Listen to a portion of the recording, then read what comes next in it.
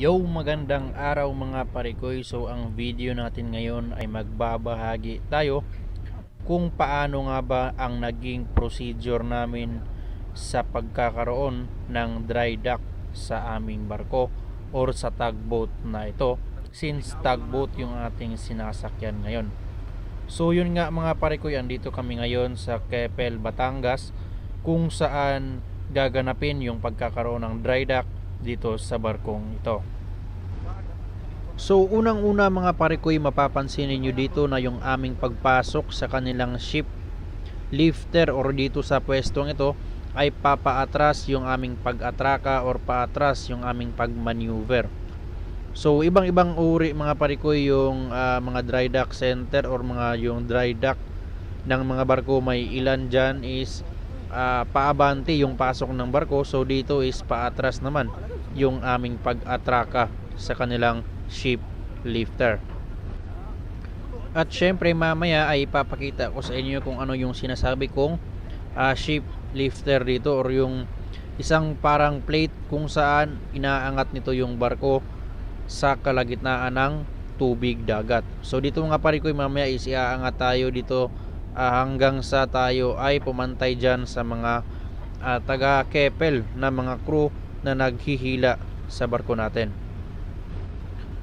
So dito pa lang mga parikoy, pagpasok pa lang natin dito sa entrada ng kanilang ship lifter is binibigyan na nila tayo ng mga lubid kung saan tayo ay itatali sa kabilaan, sa pabor at saka estribor. So ginagawa nila yan mga parikoy para mapantay nila yung ating barko sa gitna mismo ng kanilang ship lifter. So bakit nga ba ito ginagawa mga parikoy na yung ating barko ay igigitna nila mismo dito sa kanilang ship lifter? So dahil yan mga parikoy is nakadesign yung kanilang ship lifter na magbalanse ng barko sa pinakagitna na bahagi. So ngayon kapag yung ating barko ay hindi nilagyan ng lubid at saka dumaos-dos tayo sa isang gilid lamang, so posible na yung ating barko ay matumba o di kaya hindi natin makuha yung tamang stability nito or tamang balanse kapag ka tayo ay iniangat na sa tubig. So posibleng tayo ay matumba or hindi insakto yung ating pagkakagitna sa kanilang ship lifter. So habang tayo ay kumakalahati na mga parikoy dito sa kanilang ship lifter, ay nag-advise na yung taga Keppel or yung taga dry dock na patayin na natin yung ating main engine or yung ating makina.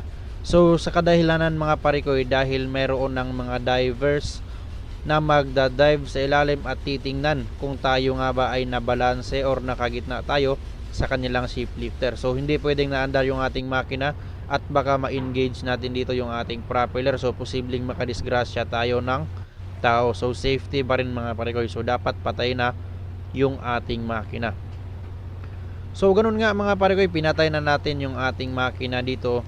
So ang mangyayari dyan is wala na tayong control sa ating buong barko. So walang problema yan kasi maliit lang naman yung tugboat natin at hindi naman gaanong maalon sa area na ito.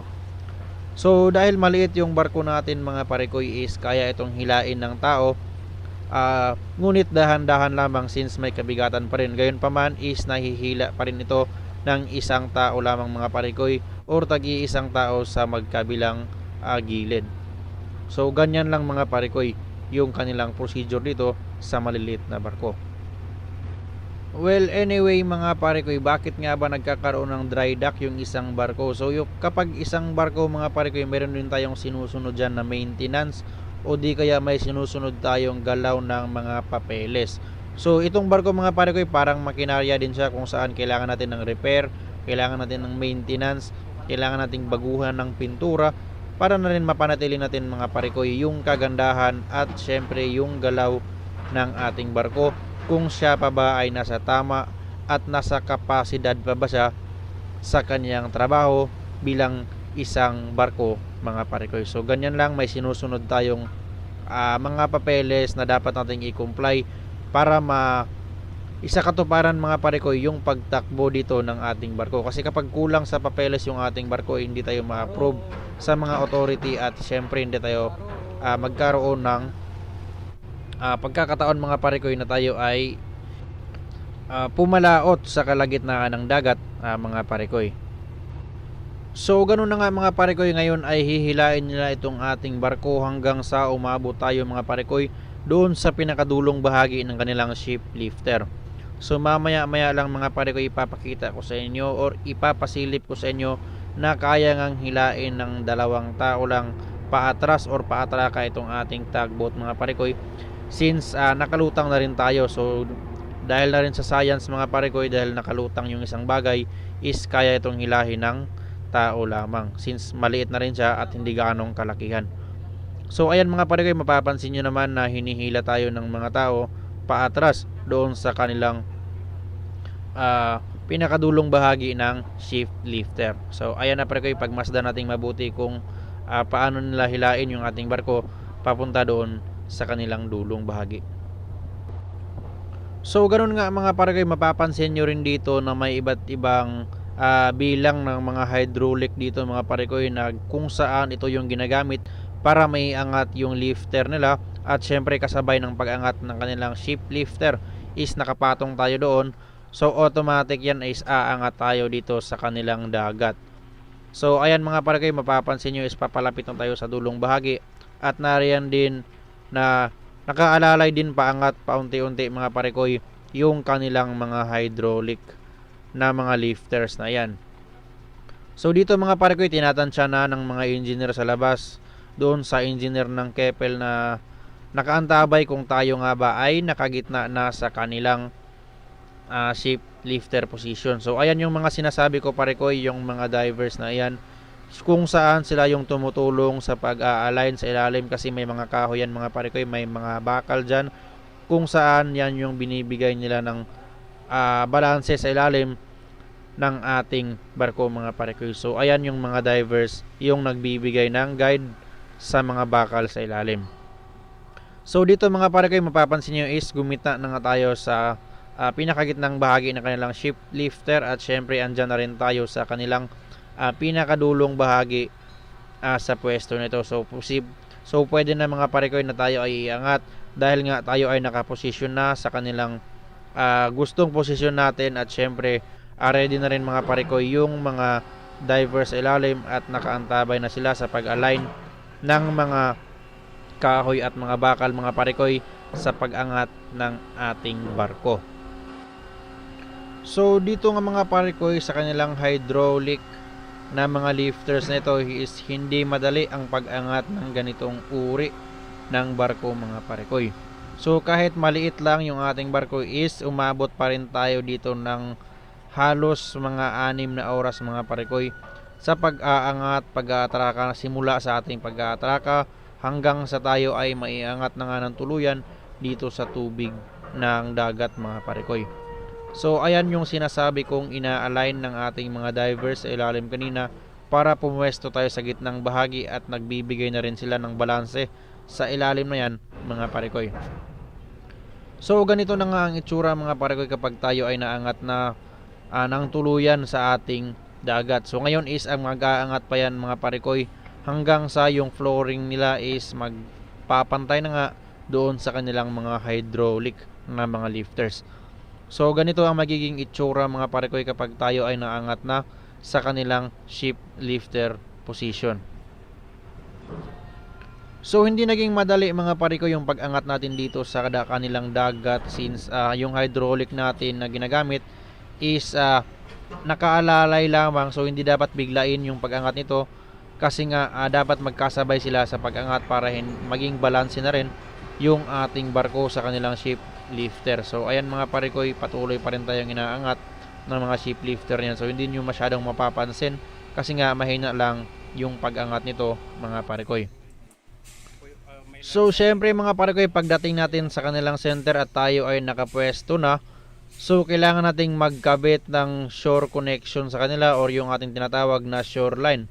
So ginagawa yan mga parekoy dahil may gagawin tayo dito sa ating mga makina. So wala tayong magagamit na supply ng kuryente. So dapat ginagawa niyan mga parekoy is nagbibigay ng supply ng kuryente yung taga dry dock center. So ganyan ang magiging procedure mga parekoy.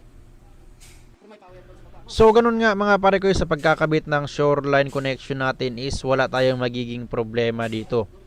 So dahil si Dry Dock Center is may sarili silang electrician, so si Elec na ngayon na magiging responsible sa pagbibigay ng kuryente natin dito sa barko. So dito sa atin mga pare ko, ginagamit natin is 110 volts at saka 220 volts. So walang problema yan, andyan si Elec, so siya yung magiging expert sa mga bagay na ito mga pare ko, pagdating sa pagkuha ng voltahe, pag-calculate ng amperes. So si Elec na yung bahala dyan, since siya yung pinaka-expert pagdating sa mga bagay na yan mga parekoy. So ginagawa na lang dito ng mga taga-makina mga parekoy is mag-a-assist na lang kay Elec kung ano ang kailangan niya dito. So kung may mga tanong siya is kailangan na lang nating sagutin para mas mapadali yung kanilang trabaho mga parekoy. At syempre makatulong na rin tayo sa dapat at ano ang dapat nating ginagampanan dito sa barko. Since tayo nga yung may alam or mas nakakaalam sa posisyon or mga bagay na kung saan nakalocate yung mga breakers ng barko mga parekoy.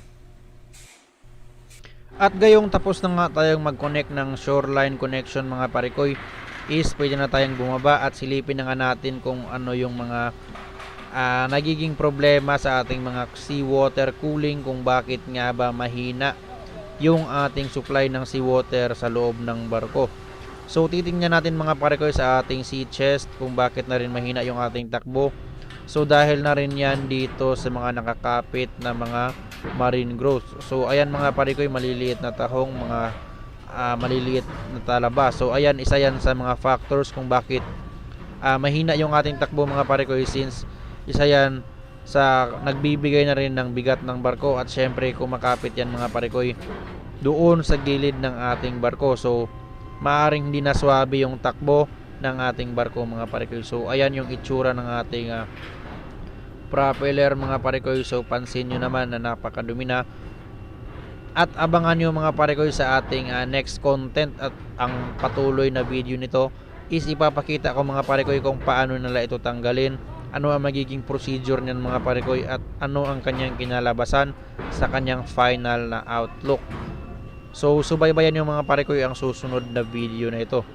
So ngayon naman ay papasilip ko muna sa inyo yung ating sea chest mga parekoy. Yan yung ating pabor na sea chest. So mapapansin nyo wala nang butas mga parekoy, at halos hindi na makapasok yung ating seawater para sa ating seawater cooling system. So hanggang dito na lang ako mga parekoy. So abangan nyo bukas or di kaya sa bukas makalawa yung pangalawang yugto ng video natin dito para sa pagtatanggal ng mga marine growth na ito. So salamat sa inyo mga parekoy.